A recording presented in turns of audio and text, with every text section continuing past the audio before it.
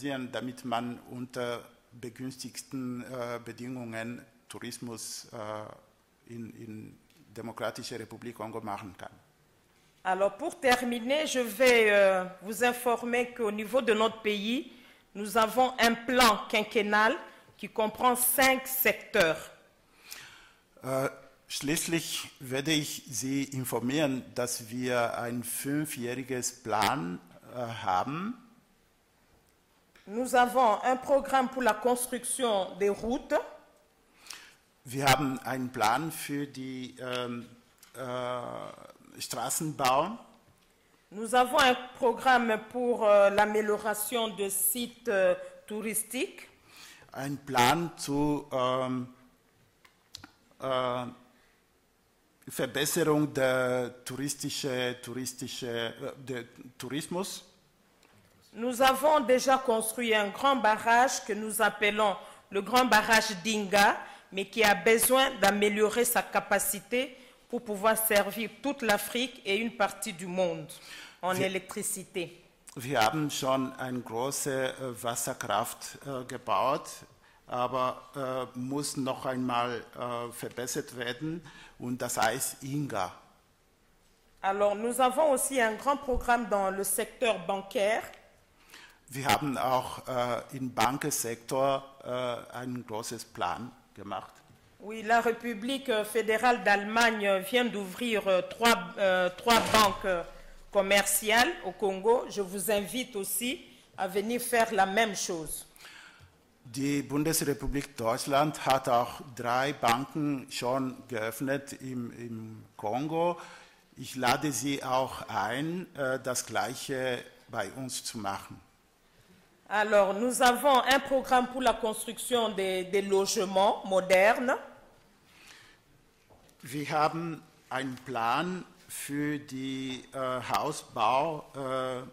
moderne Hausbau im Kongo.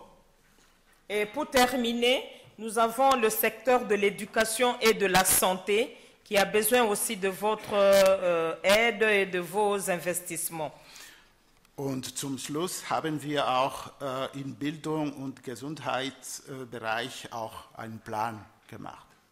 Voilà, c'était là en résumé les propos que j'avais préparés pour vous, et en ce moment, je suis prête à répondre à vos questions si vous en avez. Das ist das Einige, was ich vorbereitet für Sie da, und jetzt stehe ich für eventuelle Fragen zur Verfügung.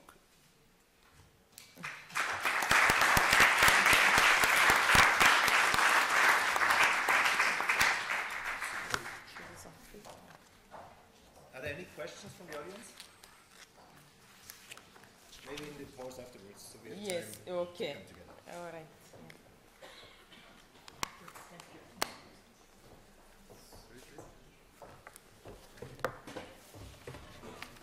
So just for your time schedule, we have 2 more talks. One is about Sri Lanka, and then afterwards we close with Kazakhstan. Sri Lanka will be very short because Nimal Kuki from Sri Lanka is in hospital, so he's not coming today. But he asked me to give a few words in his respect, just to get a short impression about Sri Lanka and the momentary situation. So I will just read his words, these are not mine. After 30 years of war, Sri Lanka is the star on the rise. Sri Lanka was colonized by the Portuguese, then the Dutch, and finally by the British. There are few countries in the world that were colonized by all 3 of these empires, so there must be something special about Sri Lanka. Sri Lanka was known as Tobrabona by the Greeks, Serendip by the Arabs, Celeo by the Portuguese, and Ceylon by the British. Interestingly, Serendip is the origin of the word serendipity, which by definition means a propensity for making fortunate discoveries when looking for something unrelated. I suppose this clearly indicates the circumstances under which Sri Lanka was found. No doubt, the ladies and gentlemen hearing this speech didn't come to Salzburg with the intention of hearing about Sri Lanka. However, it might be your fortune to discover Sri Lanka while searching for something unrelated. Our geographically small island has been through many metamorphoses, and like any successful organization or individual, we have adapted, innovated, and reinvented ourselves evolved and improved. Today, Sri Lanka is left with one of the most resilient business communities you will find anywhere in the world. They have fought the financial battle to keep the Sri Lankan economy just ticking now, until now. In May 2009, the government of the Democratic Socialist Republic of Sri Lanka won the war against the LTTE, one of the most sophisticated terrorist groups in the world. Today, we are blessed with a peaceful island nation where business opportunities are ubiquitous, and the only battle we face is on the boardroom. Standard & Poor's have upgraded Sri Lanka's debt rating from B to B+. Bloomberg recently announced the Colombo Stock Exchange as 2010's best-performing capital market. The CSE grew at the rate of 111% in 2009, and then again by 125% in 2010. Average daily turnover in the first half of 2010 increased of $60 million compared to under $4 million per day a year earlier. Having been in business in Sri Lanka for 40 years, I have never seen this level of interest in Sri Lanka. We were once a forgotten corner of the world. Today we are a rising star of Asia. We are the premier investment destination. Sri Lanka is poised by FDI. We have an abundance of natural resources and educated and innovative workforce with a never-say-die attitude. With a 92% literacy rate, 83% of the population having completed secondary education, our population is easy to train and eager to work. Admittedly, we have a long way to go, but we have moved leaps and bounds since the end of the war, only to get to a position where we, the private sector, can usher FDI into what it is the fastest growing economy in the world. It's the journey ahead that is most exciting. While speaking, I struggle to verbalize the opportunities before us. It's near impossible to describe. One will only understand by visiting, and once visited, you must explore. A rising tide lifts all ships. With inter-Asia trade increasing and the rise of the Asian economies, it can only be expected that Sri Lanka will rise with it. The momentum is now also reflected in the exchange rate. The rupee has gained against the dollar over 6 months, and it is expected to continue to do so. Sri Lanka has a number of free and preferential trade agreements within the region, for example, SEPTA, Indo-Lanka FTA, Pakistan-Sri Lanka FTA, Asian-Pacific Trade Agreement, and various national lists of concessions, etc. Investment Protection Agreement and double taxation relief agreements with over 25 countries. Sri Lanka has also a signatory to the Multinational Investment Guarantee Agency. So we invite you to share in this long and profitable journey with us. So visit Sri Lanka and see for yourself. This was in the name of Nimal S. Kuki from Sri Lanka. Thank you very much. Okay. So I cannot take questions for Sri Lanka, so I move on now to Kazakhstan. And I would heartily welcome the ambassador of Kazakhstan, Abdi Bulayev, and he will represent Kazakhstan in a short presentation, I think. Thank you very much.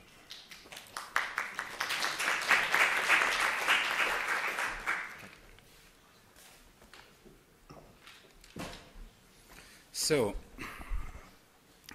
good morning, ladies and gentlemen, Your Excellencies. Today, I thought that I'm in Kazakhstan, seeing your wonderful mountains, and it's for me it's a great pleasure to be here. And I would like to thank you. I say thanks, Max, for inviting me. It's I think it's a great opportunity to present my country.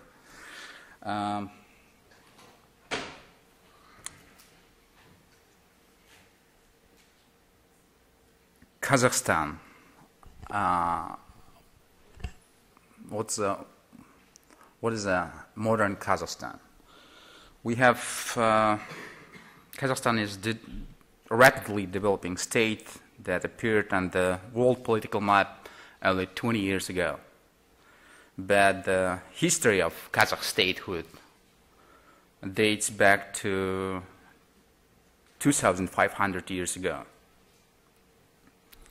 Total area of Kazakhstan is 2,724,000 square kilometer. That means that whole Western Europe, 4 times size of the Texas, 5 times the size of France. And the distance between old and new capitals, it's like, I don't know, maybe from Vienna to London, like that. And the population of Kazakhstan is 16.2 million. We have 135 nationalities in Kazakhstan, and from 46 religions. We have political system, presidential parliamentarian republic.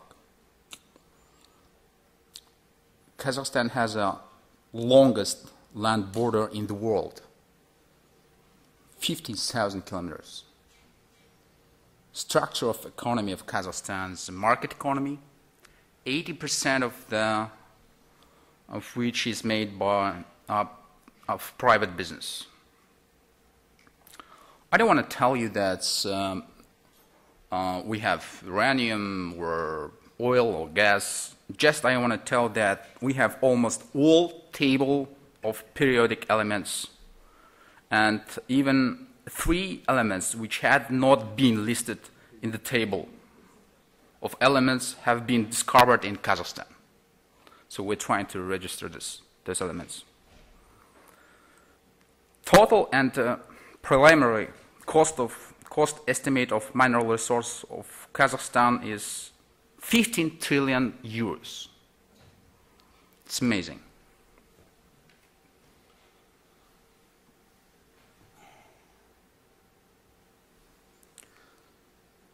In the last years, we have undertaken large-scale privatization projects, implemented complex tax reforms, created a system of financial sound governmental development institution, and reformed our legal system in order to increase the safety of financial investment. We reached significant achievements due to the economic reforms, political stability, and vast natural resources. In order to secure further economic development, Kazakhstan is committing significant efforts to diversify our economy. We expect that the economy will show stable growth in the future years as a result of the successful implementation of anti-recessionary measures. Being part of the global economy, of course, Kazakhstan too has been affected by the world financial crisis. But thanks to the stability of our economy and consistent interventions, we have managed to minimize its negative impact. During the past 9 years, we have doubled our GDP. In 2008, we've reached $132 billion, but decreased to $109 billion in 2009. The anti-crisis measures have proven to be timely and efficient and established a solid basis for moving forward in the economic diversification. To combat the effect of the financial and economic crisis, the government of Kazakhstan set aside above $20 billion US dollars. Kazakhstan has turned into the most attractive countries for foreign investment, with their volume topping $180 billion, as well as into an active investor in other countries. Kazakhstan is not only, of course, consumer of this foreign investment. We are investing mostly in CIS countries. It's about $12 billion. 80% of FDI in the Central Asian region and the Transcaucasia flow into Kazakhstan. 80%. Kazakhstan belongs to the middle income group of countries